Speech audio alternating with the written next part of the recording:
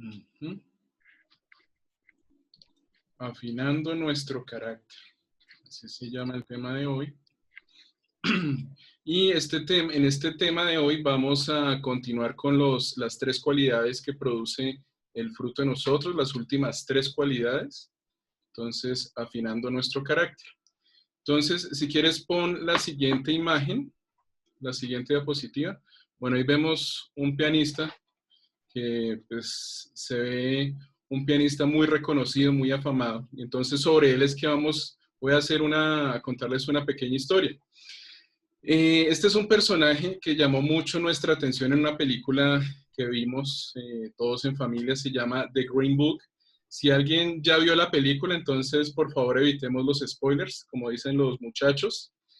Este personaje se llama Donald Shirley, un afamado músico, pianista de los años 50 y 60 del siglo pasado. Como vemos en las imágenes, era un músico con un gran y alto prestigio, interpretaba su propia música, que era una mezcla de jazz y de música clásica, y en los lugares donde interpretaba eran eventos muy elegantes y exclusivos de la época. Además de músico y compositor, si quieres sigue la siguiente imagen, además de músico y compositor, también tenía un doctorado en psicología y por ello también le decían doctor Shirley. Durante los años 60 o la década de los 60, Don Shirley o el doctor Shirley, como le decían, realizó varias giras a lo largo y ancho de Estados Unidos. Y aunque no era muy de su conveniencia, él llegó a viajar o a tocar, a interpretar su música en algunos de los estados del sur profundo, lo que en Estados Unidos se llamaba el sur profundo. El sur profundo, si quieres pasa a la siguiente imagen, eso. El sur profundo fue una subregión cultural y geográfica en el sur de los Estados Unidos, donde los blancos reclamaban su supremacía sobre las personas de color o las personas afroamericanas, negándoles todo tipo de derechos y oportunidades. ¿Sí? Entonces, si quieres, ahora sí pasemos a la siguiente. Bueno, entonces, sigue la siguiente. Eso. Entonces, a pesar de que el doctor Shirley tocaba e interpretaba su música con toda la excelencia y elegancia que ameritaba, como vimos en las imágenes anteriores, con toda esa excelencia y esa elegancia que ameritaba la ocasión, tanto a él como a todas las personas afroamericanas, las personas de color, les daban un trato humillante como esto que vemos acá. O sea que las personas afroamericanas tenían que utilizar baños, hoteles, moteles, restaurantes, específicamente para estas personas y no podían utilizar los mismos lugares que las personas blancas. Entonces era un trato bastante humillante e inhumano. Hay otra imagen. Ajá, eso. Entonces, en esta última imagen que vemos es la portada de un libro, que precisamente es el libro que le da el nombre a la película, The Green Book, y es un libro directorio que toda persona de color o afroamericana tenía que cargar, ya que listaba, o sea, era como un directorio, que listaba todos los lugares donde tenían acceso los hombres y mujeres afroamericanos en esa época. Entonces, ahora, ¿yo con qué quiero lograr con esta pequeña historia? Cuando nosotros contamos, escuchamos este tipo de historias, creo que sentimos enojo, rabia, injusticia, y más aún sentimos cómo la sociedad está llena o está plagada de algo que podemos llamarle doble moral, ¿sí? Sabemos cómo al doctor Shirley lo tratan muy bien, con mucha elegancia, con mucho protocolo, lo amenizan y todo, lo atienden súper bien, pero en el momento de ya tener que hacer cosas como ir a un baño, lo tienen que mandar a un lugar especialmente para las personas de color. Y a lo que yo quiero llegar con esto es que muchas veces, y creo que constantemente, Dios se siente así, ¿sí? A veces nosotros mandamos a Dios a lugares donde Él no debería estar. Y entonces lo que sucede es que a veces nuestra relación con Dios, nuestra relación con Él, en esa relación tenemos una doble moral. Y eso es a lo que yo quiero llegar con este tema.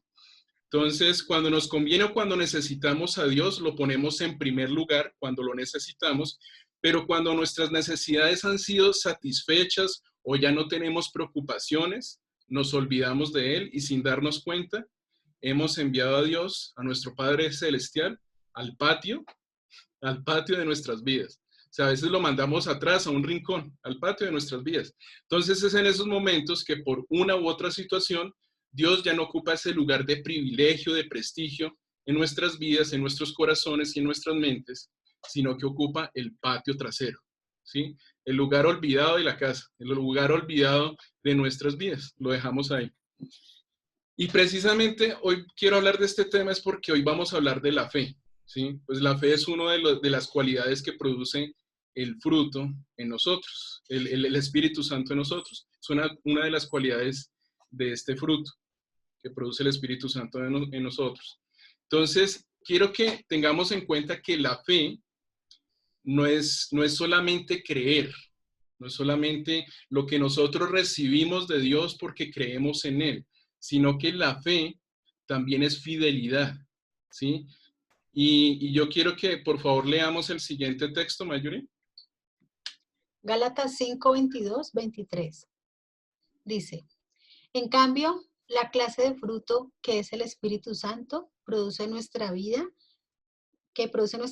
es amor, alegría, paz, paciencia, gentileza, bondad, fidelidad, humildad y control propio. No existen leyes contrarias a eso. Contra esas cosas. Entonces miremos que ella habla de fidelidad. En esta versión, que es Nueva Traducción Viviente, no dice fe, sino que dice fidelidad. Y así como tampoco dice mansedumbre, en esta dice humildad, ¿sí? Entonces veamos que dice fidelidad y humildad y control propio. Y esas son las tres cualidades del fruto que vamos a ver hoy. Entonces empezamos con esta que es fidelidad. Sigue con la siguiente diapositiva y me haces el favor y la lees. Hebreos 11:1. Es pues la fe, la certeza de lo que se espera, la convicción de lo que no se ve. Entonces, quizá para todos nosotros este es uno de nuestros textos favoritos, ¿sí? Porque representa lo que la fe trae a nosotros, lo que la fe significa para nosotros. Y lo declaramos, lo memorizamos y yo creo que en muchas de nuestras oraciones este texto está ahí, ¿sí? Pero hoy quiero que nos enfoquemos y en aquello que necesitamos entender en correspondencia a esa fe, ¿sí? O sea, ¿qué es lo que nosotros vamos a darle a Dios en correspondencia a esa fe que tenemos en Él? Y esa es la fidelidad. Entonces, ¿le somos fieles a Dios o le somos infieles? ¿Sí? Porque obviamente si estamos hablando de fidelidad, tenemos que hablar de infidelidad también. Entonces, ¿le somos fieles o infieles? Y quiero que leamos el siguiente texto, Salmos 119, 30. Fidelidad, fe, exacto. Ajá. Dice, he optado por el camino de la fidelidad, he escogido tus juicios. Entonces, y la siguiente pregunta que yo les hago, ¿hemos cambiado el lugar de Dios por otros dioses o por otros ídolos o otras cosas? De pronto a veces hemos tenido más fe quizá no sé, algún amuleto, algún rezo o en Los Ángeles o en otras cosas que de pronto en este momento se me escapan. Entonces, ¿en qué hemos tenido fe? ¿Sí? ¿Hemos cambiado el lugar de Dios por otras cosas? Y digamos a este mismo texto, en otra versión dice, he optado por ser fiel, estoy decidido a vivir de acuerdo con tus ordenanzas. Y esto de la fidelidad tiene mucho que ver con las ordenanzas y los mandatos que Dios nos ha dado.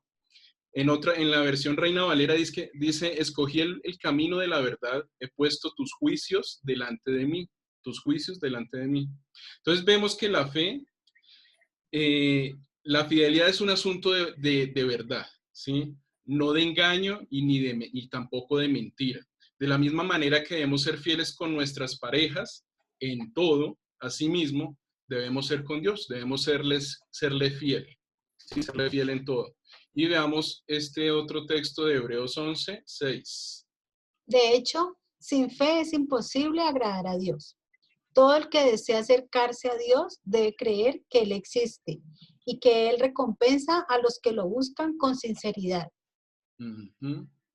Él quiere que confiemos en Él, pero en realidad lo estamos haciendo. O sea, si estamos confiando en Él y estamos creyendo en Él como nuestro creador, como nuestro Dios todopoderoso, omnipresente. Él es el centro de nuestras vidas. O sea, de verdad estamos creyendo en todo el poder que tiene Dios y en todo lo que Él debe significar para nosotros. Entonces, para ser amigos de Dios, y esto me parece, es una palabra que me parece muy bonita, además de que Él es nuestro Padre y nosotros somos sus hijos, Él quiere que seamos amigos de Él.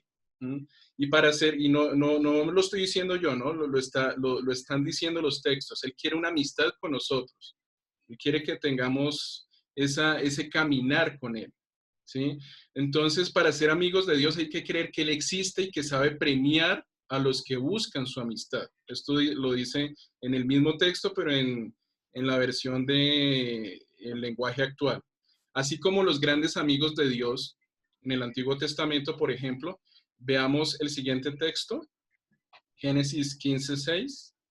Y Abraham creyó al Señor y el Señor lo consideró justo debido a su fe. Abraham en este momento no era Abraham, sino Abraham. Abraham creyó al Señor y el Señor lo consideró justo debido a su fe. O sea, él aquí ya empezó a creer y aquí empezó como ese proceso de no solo aquí digamos él ya fue justo y comenzó como ese proceso de santificación, ¿sí? De creer en él y serle fiel. Y en pasajes anteriores también vemos un pasaje que a mí personalmente me encanta, que es de Noé. Por favor, lo leemos, Génesis 6:9. Noé, varón justo, era perfecto en sus generaciones. Con Dios caminó Noé. Entonces, así como nosotros caminamos con nuestras parejas, en ese caminar, ese andar de fidelidad, de constancia, asimismo Dios quiere que nosotros caminemos con Él. Eso es la fidelidad, esa es la amistad de la que Él nos habla. Es una relación constante con Él y es un caminar constante con Dios. Y aunque esto sea Antiguo Testamento, ¿sí? Lo siguiente que vamos a ver es lo que Dios le mandó a su pueblo a través de Moisés. O sea, aquí vimos a Noé, vimos a Abraham y ahora vamos a ver a Moisés. Y esto es lo que Dios quiere que nosotros, o por decirlo de otra manera, esto es lo que Dios quiere de nosotros, pero asimismo lo que Dios no quiere que hagamos. ¿Sí? Y entonces vemos el siguiente texto, es Éxodo 20, 3 y 4. No tengan otros dioses aparte de mí. No hagan ídolos ni imágenes de nada que esté en el cielo y en la tierra o en lo profundo del mar. Uh-huh. No tengan otros dioses aparte de mí, no hagan ídolos ni imágenes de nada que esté en el cielo, en la tierra o en lo profundo del mar. Y esto yo quiero que lo empecemos a trabajar para quienes apenas están comenzando este caminar con Dios, que tengamos muy en cuenta este texto. O sea, este texto hace parte de lo que nosotros como cristianos no debemos hacer, y es tener imágenes, ¿sí? Es de pronto tenerle fervor o devoción a ciertas imágenes o cosas que no deberían tenerla, cuando esa devoción y esa adoración, quien la debe recibir es nuestro Señor Jesús, nuestro Dios Padre. Entonces, antes de este texto, Dios le decía al pueblo de Israel, yo soy el Dios de Israel, yo los saqué de Egipto, donde eran esclavos. Y aquí cuando dice yo los saqué de Egipto es que Dios nos ha sacado de ese mundo, de la mentira, del engaño, de andar en infidelidad, ¿sí? Por así decirlo también, de andar en malas andanzas. Ese es el Egipto del cual nos sacó Dios, ¿sí? Y ser esclavos, ¿de qué? Del pecado. Ahora, en el verso 5 de este mismo capítulo dice, no se arrodillen ante ellos ni hagan cultos en su honor. O sea, ante estos dioses, estos ídolos, yo soy el Dios de Israel y soy un Dios celoso. Soy un Dios celoso. Yo castigo a los hijos, nietos y bisnietos de quienes me odian, pero trato con bondad a todos los descendientes de los que me aman y cumplen mis mandamientos. ¿Sí? Entonces, como ven, estamos hablando de los mandatos, de los mandamientos que Dios nos ha dejado. Y esos mandamientos, precisamente como estamos hablando de las cualidades que produce el fruto en nosotros, que produce el Espíritu Santo en nosotros, las cualidades del fruto, vemos que aquí continuamos con la humildad, ¿sí? Si quieres pasemos a la siguiente, la humildad, que también es mansedumbre. Entonces, sobre la mansedumbre o humildad, creo que nadie mejor que Jesús para recordarnos a través de sus palabras, ¿sí? Y a través de la ley, lo que significa ser humildes. De pronto en la diapositiva no está, pero quiero que recordemos que en Mateo 5, Jesús dijo, no piensen que he venido a anular la ley o a abolirla, ¿sí? La ley o los profetas no he venido a anularlos, sino a darles cumplimiento. Jesús no vino a la tierra a anular o abolir la ley. Al contrario, toda la ley Él la cumplió, ¿sí? O sea, toda la ley, desde el inicio hasta el final, Él la cumplió. Entonces, por eso él se humilló a sí mismo y no abolió la ley, sino que la cumplió completamente. Y por eso podemos decir de Jesús que es varón perfecto. Él no pecó. Él no pecó. Y él mismo nos recuerda los dos mandatos sobre los cuales se fundamenta toda la ley. Y es la base de la humildad. Entonces, en este primero, si quieres, creo que ahí tú lo tienes. No, ahí no lo tienes. Jesús Entonces, 4. no, espérame, les leo dice, ama al Señor tu Dios con todo tu corazón, con todo tu ser y con toda tu mente. Respondió Jesús. Este es el primero y el más importante de los mandamientos. El segundo se parece a este, ama a tu prójimo como a ti mismo. Estos son los dos mandatos. Y como ven, el primero también está en Deuteronomio 6:5, que es sobre el cual se construye toda la ley, ¿sí? Ama a tu Dios con todo tu corazón, con todo tu ser y con toda tu mente. Entonces, por eso Jesús les dice, el segundo se parece a este, ama a tu prójimo como a ti mismo. Mateo 22, 37 al 39, por si lo quieren apuntar, que básicamente sobre esos dos mandatos es que se construye lo que nosotros debemos, cómo debemos actuar como cristianos, ¿sí? Cómo debemos actuar. Amar a Dios sobre todas las cosas y amar a nuestro prójimo. Y entonces sobre eso es que ya, digamos, Pablo, por ejemplo, desarrolla esta carta a los Efesios y muchas otras cartas. Entonces vemos Efesios 4, del 2 al 3. Dice, sean humildes, amables y pacientes, y bríndense apoyo, por amor, los unos a los otros. Hagan todo lo posible por vivir en paz, para que no pierdan la unidad que es el Espíritu, que el Espíritu les dio. En la Nueva Traducción Viviente también dice, sean pacientes unos con otros y tolérense las faltas por amor, ¿sí?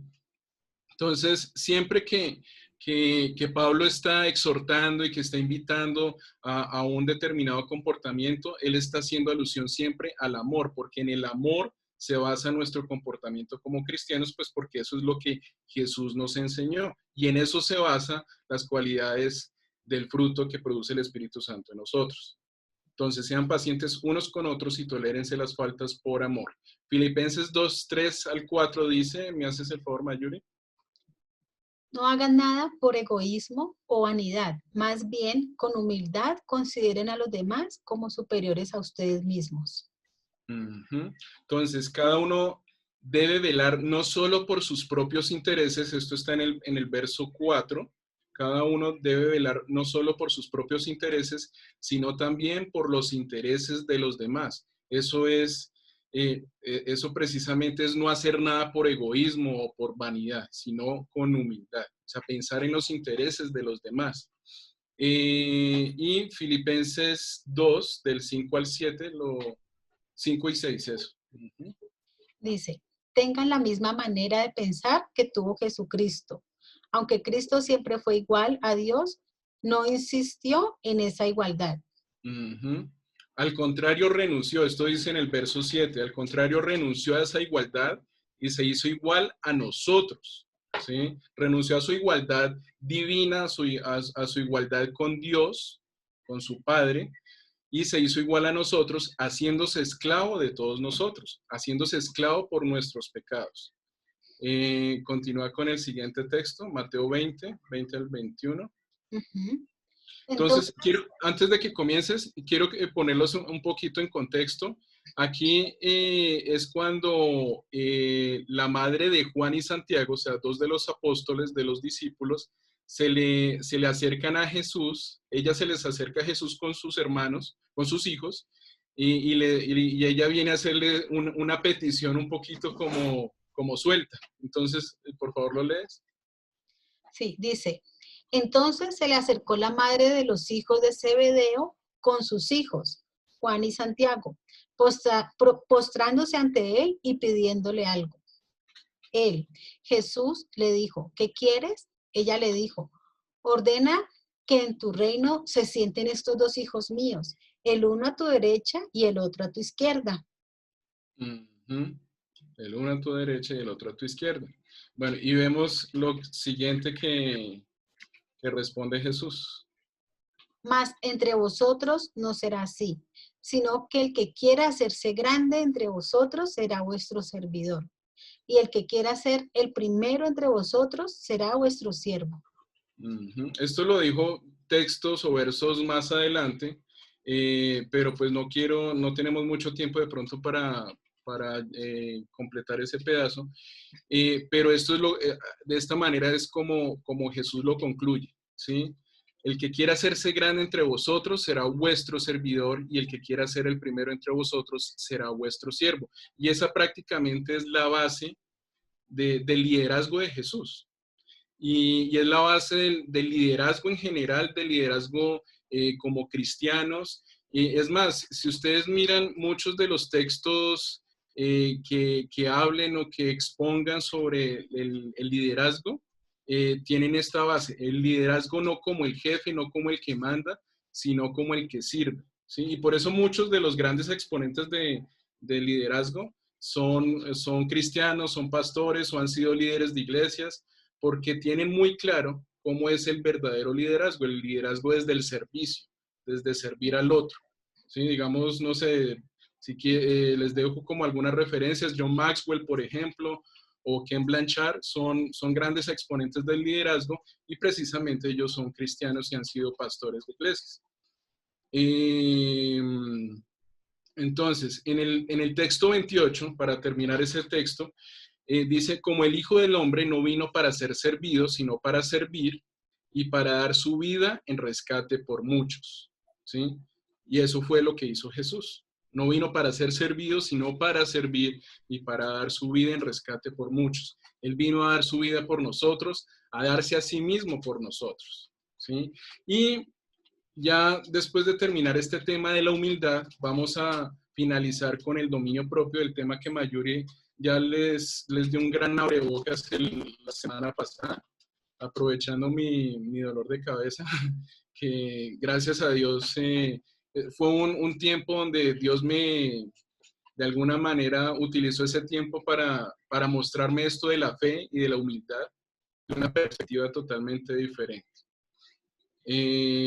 Bueno, entonces en dominio propio quiero que veamos el siguiente texto, Mayor. Dominio propio, autocontrol. Uh-huh. Dice, 2 Timoteo 1:7, porque no nos ha dado Dios espíritu de cobardía, sino de poder, de amor y de dominio propio. Uh-huh. Sino de poder, de amor y de dominio propio. Okay. Y ese es el poder que nosotros tenemos y del cual nosotros debemos apropiarnos, ¿no? Que es el amor. Es el amor y que no es, yo creo que en otra reunión les comentaba que no es el poder de tener control sobre los demás o sobre la situación, sino dejar que Dios actúe sobre las situaciones y que al contrario, en vez de sentirnos superiores a los demás, nosotros al contrario seamos llenos de amor para con los demás, ¿no? Y eso de alguna manera va constituyendo ese dominio o ese control propio. En el siguiente texto, Proverbios 25-28. Dice, como ciudad sin defensa y sin murallas es quien no sabe dominarse. Ujú. Muy sabio, o sea, precisamente esto es Proverbios, ¿no? Y Proverbios pues tiene una manera de ilustrar cada enseñanza de una manera muy propia. Entonces, como ciudad sin defensa y sin murallas es quien no sabe dominarse. A veces creemos que por el estar airados, por enojarnos, por actuar de pronto de una manera eh, fuerte, quizá, eh, vamos a tener el control sobre la situación, pero curiosamente sucede todo lo contrario porque estamos perdiendo el control sobre nosotros mismos y el control sobre nuestras emociones. Y aquí vamos, precisamente en Primera de Tesalonicenses 5:6 dice, no debemos pues dormirnos como los demás, sino mantenernos alerta y en nuestro sano juicio, ¿sí? Sano juicio. Y sano juicio es cómo nosotros juzgamos las situaciones, cómo nosotros leemos una determinada situación y cómo estamos reaccionando o actuando frente a esa situación. Lees el siguiente texto, Santiago 1:19. Mis amados hermanos, quiero que entiendan lo siguiente. Todos ustedes deben ser rápidos para escuchar, lentos para hablar y lentos para enojarse. Ujú. Yo creo que si hemos tenido mamás o abuelitas cristianas, quizá este texto nos lo han dicho, porque es muy sabio, es muy sabio. Deben ser rápidos para escuchar, lentos para hablar y lentos para enojarse, ¿sí? Y es que si nosotros lo pensamos, lo reflexionamos y lo analizamos muy bien, tiene mucha sabiduría. Y no es Proverbios, es Santiago 1:19.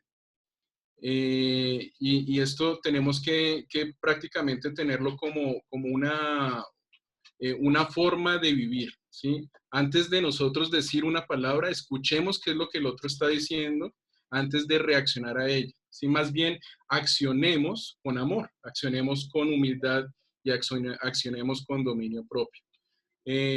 Proverbios 12:16 también dice, el necio muestra enseguida su enojo, pero el prudente pasa por alto el insulto. Y esto tiene mucho que ver con lo que acabamos de leer. Y ya para ir terminando, vamos a leer Segunda de Pedro 1, del 5 al 7. Dice, precisamente por eso, esfuércense por añadir a su fe virtud, a su virtud entendimiento, al entendimiento dominio propio, al dominio propio constancia, a la constancia devoción, devoción a Dios, a la devoción a Dios afecto fraternal y al afecto fraternal amor. Amor. Bueno, yo creo que este texto es un gran resumen de todo lo que hemos visto durante estas 4 o 5 reuniones. No recuerdo muy bien cuántas fueron en las que hablamos sobre el fruto del Espíritu Santo.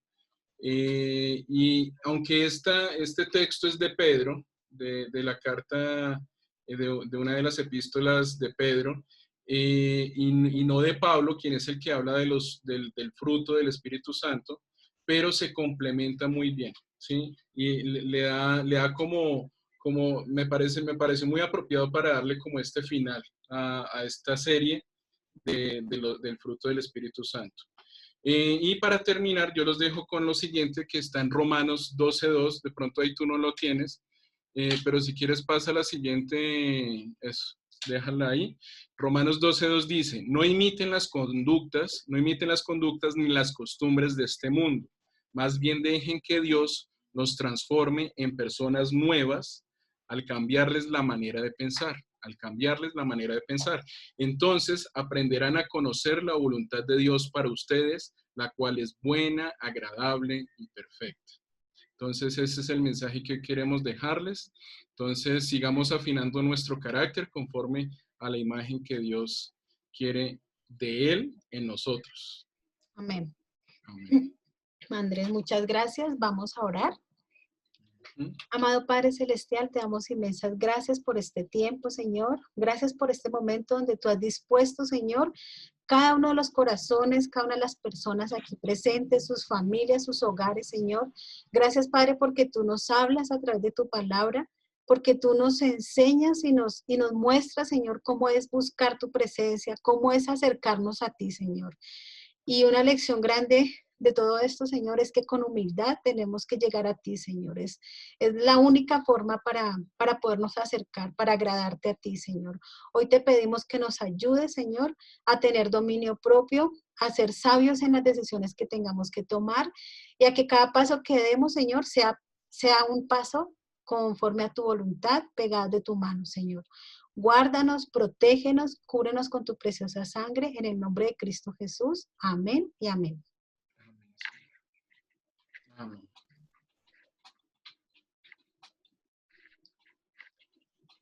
Amén. Amén. Listo. Muy bien.